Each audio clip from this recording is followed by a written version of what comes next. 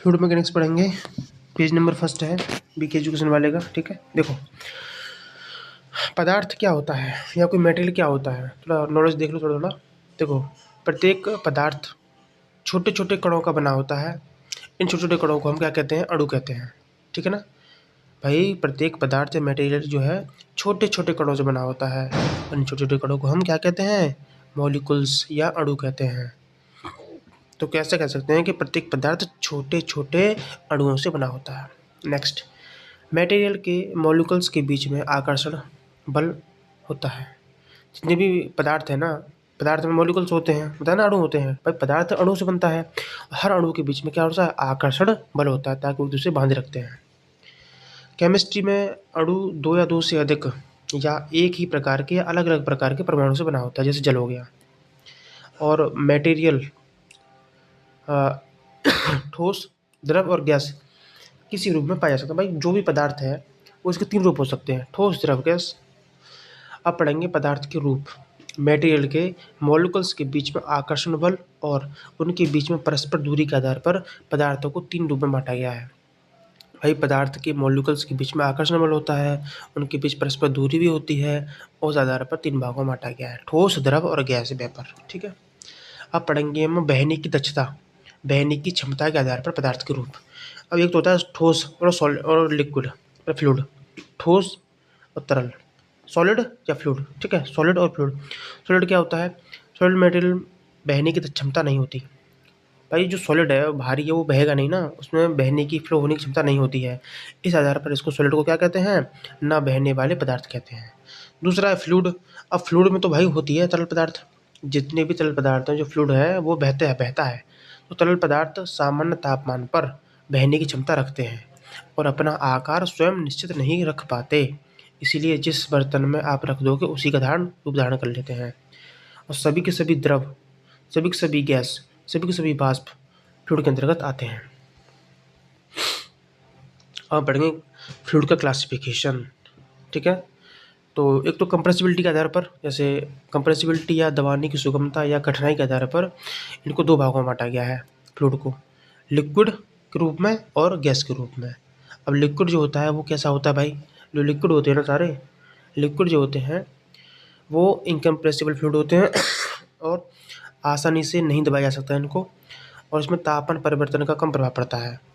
समझ भाई, जो लिक्विड होते हैं इनकम्प्रेसिबल होते हैं, दबा नहीं सकते आप इनको आसानी से, और टेम्परेचर का इफेक्ट पड़ता है, कम प्रभाव पड़ता है, मतलब तापमान का।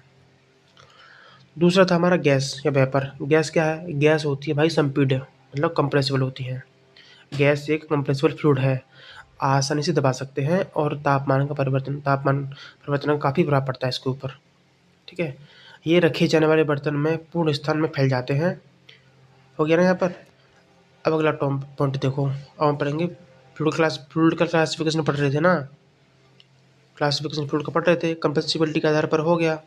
अब दूसरा है सैद्धांतिक या व्यवहारिक आधार पर तरल निम्न दो प्रकार के होते हैं।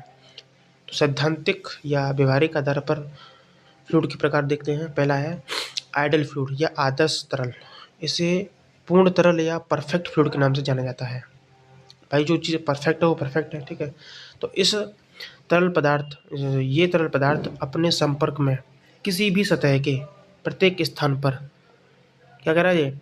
ये जो है ना आइडल फ्लूइड, ये आइडल फ्लूइड जो है ये अपने संपर्क में किसी भी सतह के प्रत्येक स्थान पर सतह के लंबवत ही दाब लगाते हैं। कुल मिला के आप इतना याद रखो, परफेक्ट फ्लूइड जो होते हैं ना, जो है अपनी सतह के प्रत्येक स्थान पर सतह के लंबवत परपेंडिकुलर ही प्रेशर लगाते हैं, दाब बल लगाते हैं। इसकी दूसरी डेफिनेशन है कि जो आइडल फ्लूइड होता है ना, ये तरल पदार्थ अपने किसी भी कण के विस्थापन में कोई प्रतिरोध नहीं लगाते। आइडल फ्लूइड की क्वालिटी होती है कि ये अपने किसी भी कण के विस्थापन में कोई भी रेजिस्टेंस पैदा नहीं करते हैं, मतलब उसका विस्थापन होने देते हैं। वैसे भी वास्तव में कोई भी फ्लूइड आइडल फ्लूइड नहीं होता है, लेकिन प्रैक्टिकल दृष्टि से देखा जाए तो जिन तत्वों की श्यानता कम होती है ना, जिन तरलों की श्यानता, जिन फ्लूइड की श्यानता कम होती है, विस्कोसिटी कम होती है, वो आइडल होते हैं। ठीक है, अब हम देखेंगे एग्जाम्पल। वायु और पानी आदि आइडल फ्लूइड के एग्जाम्पल हैं, याद रखना। पूछेगा आइडल फ्लूइड के एग्जाम्पल बताइए, तो एयर और वाटर। दूसरा था हमारा रियल फ्लूइड, जिसको व्यवहारिक तरल भी कहते हैं या वास्तविक तरल भी कहते हैं। ठीक है, प्रैक्टिकली अब देखो व्यवहारिक तरल क्या होता है। ये तरल पदार्थ किसी भी कण के विस्थापन में कुछ न कुछ प्रतिरोध अवश्य पैदा करते हैं। ठीक है, इनको दबाया भी जा सकता है। अब हम पढ़ेंगे फ्लूइड मैकेनिक्स के बारे में। फ्लूइड मैकेनिक्स क्या होता है, और फ्लूइड मैकेनिक्स जो है दो चीज़ों से बन के बना है। फ्लूइड मैकेनिक्स में हम दो प्रकार से अध्ययन करते हैं, गैसिकी और द्रव्यांत्रिकी, मतलब हाइड्रो मैकेनिक्स। और गैसिकी में गैसों के व्यवहार का अध्ययन करते हैं और द्रव्यांत्रिकी में द्रवों के व्यवहार का अध्ययन करते हैं।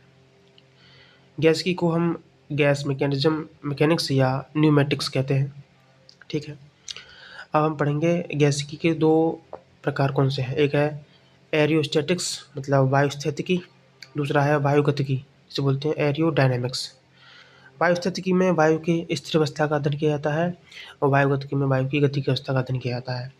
इधर हाइड्रो मैकेनिक्स में क्या है, द्रव्यों के व्यवहार का अध्ययन करते हैं। तो हाइड्रो मैकेनिक्स के 3 रूप होते हैं, जो नीचे दे रखा है यहाँ पर। एक तो कहाँ गया, ये रहा, हाइड्रोस्टैटिक्स, हाइड्रोकाइनेमेटिक्स और हाइड्रोडायनामिक। तो हाइड्रोडायनामिक क्या होता है, इसके अंतर्गत द्रव्यों की गति और त्वरण अवस्था दोनों का अध्ययन किया जाता है। याद रखना इसको, हाइड्रोडायनामिक्स में द्रव्यों की गति और त्वरण अवस्था का अध्ययन किया जाता है। दूसरा था हाइड्रोकाइनेमेटिक्स, इसके अंतर्गत द्रव्यों की गति अवस्था, सिर्फ गति अवस्था का अध्ययन किया जाता है।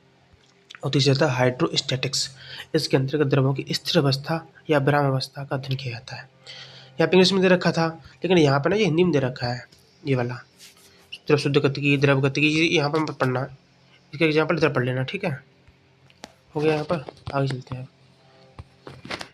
वैसे भी आप जानते हो हाइड्रोलिक्स के अंतर्गत किसका अध्ययन किया जाता है। तो यहाँ 1-2 पॉइंट रहेंगे। फ्लूइड मैकेनिक्स क्या होता है। अच्छा, फ्लूइड मैकेनिक्स होता है क्या, देखो फ्लूइड मैकेनिक्स इंजीनियरिंग की वह शाखा है जिसके अंतर्गत तरल पदार्थ, मतलब फ्लूइड मटेरियल का स्थिर और गतिक अवस्थाओं में उसके व्यवहार का अध्ययन किया जाता है। ठीक है, और हाइड्रोलिक्स क्या है वो तो फ्लूइड मैकेनिक्स हो गया, ये हाइड्रोलिक्स है। हाइड्रोलिक्स या द्रव्यांत्रिकी, द्रव्यांत्रिकी के अंतर्गत द्रवों के व्यवहार का अध्ययन किया जाता है। इसकी 3 शाखाएं होती हैं, एक है हाइड्रोस्टैटिक्स, हाइड्रोकाइनेमेटिक्स, हाइड्रोडायनेमिक्स। ठीक है ना, हाइड्रोलिक्स की तीन शाखाएं होती हैं, हाइड्रोस्टैटिक्स, हाइड्रोकाइनेमेटिक्स, हाइड्रोडायनेमिक्स। ठीक, ये बता चुका क्या होती है जी।